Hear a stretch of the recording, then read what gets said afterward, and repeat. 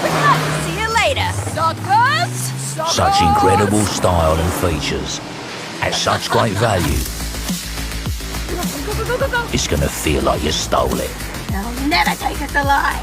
Never. And it's fun to pretend you did.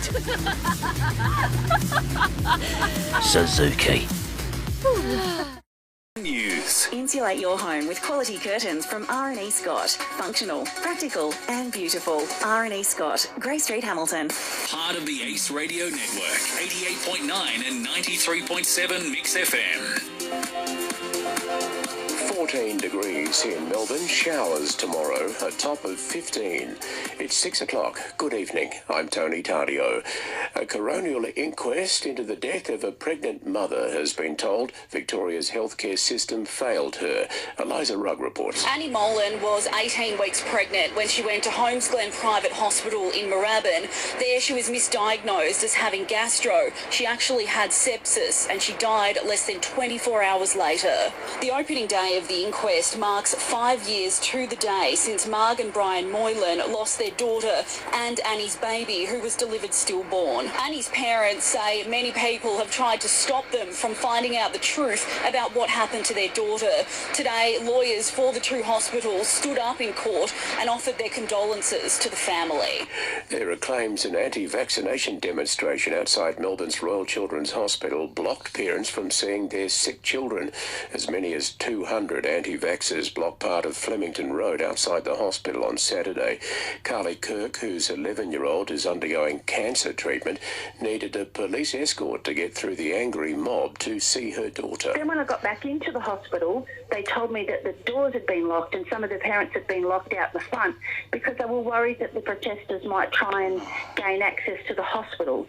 So whether they intended to do that, it doesn't really matter, because we were all scared and impacted that they might. The opposition leader says he was unaware Scott Morrison held secret pandemic powers. Michael Packey. A new book has revealed the former Prime Minister also held the health, finance and later resources portfolio. Scott Morrison kept the extra positions under wraps from most of his colleagues and the public. It's understood only former Health Minister Greg Hunt knew he was sharing the role with Mr Morrison during the height of COVID-19.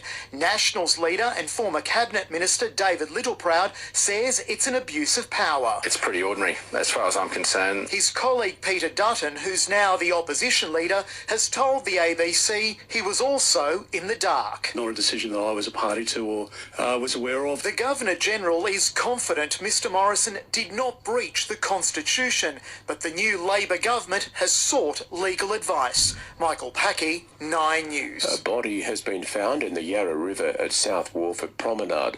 Police were called just before 1 o'clock this afternoon. Post-mortem will be conducted to determine the cause of death. Another 15 people with COVID have died in Victoria in the past reporting period. 571 are in hospital. 7 of those are on a ventilator.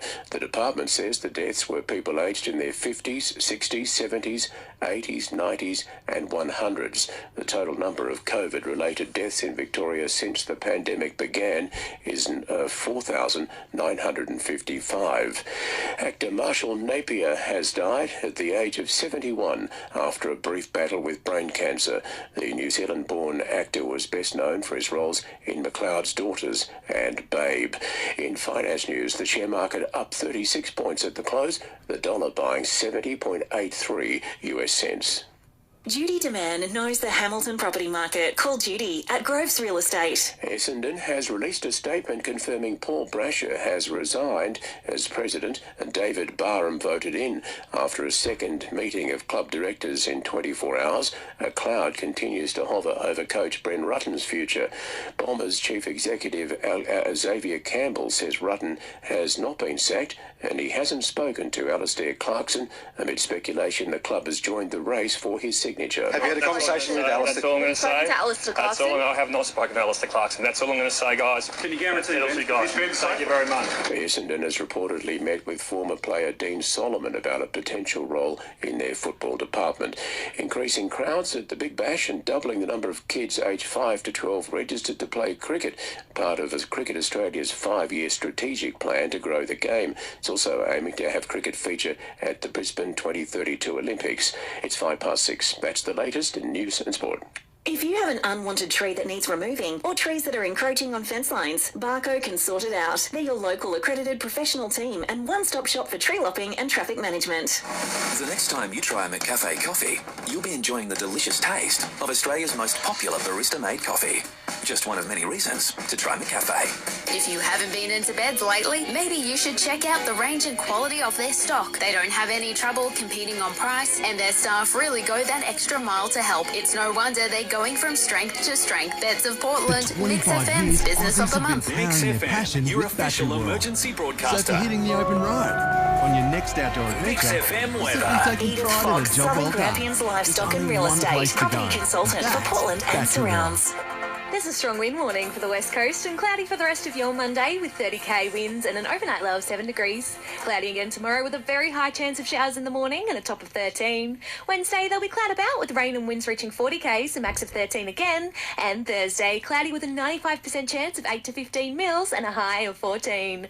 Tomorrow looking at a top of 13 for Hamilton and 14 for Warrnambool, Portland and the coast. Harvey Norman Hamilton, your laptop specialist.